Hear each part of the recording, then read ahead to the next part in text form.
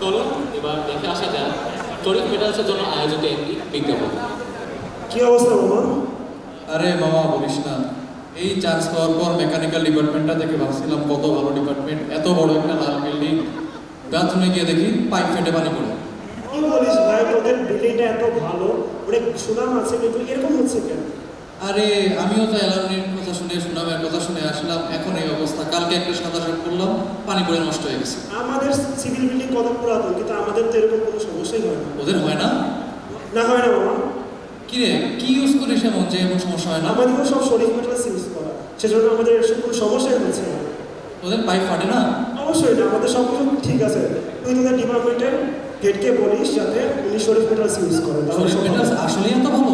হ্যাঁ, শরীফ মেটালস খুব ভালো মানের, এবং শরীফ মেটালস ব্যবহার করলে দীর্ঘস্থায়ী হবে সব কিছু। আচ্ছা বন্ধু, ধন্যবাদ। আমি প্রিয়াকে ব্যাপারে বলে দেবো। ধন্যবাদ। ওকে মামা, দেখা হবে।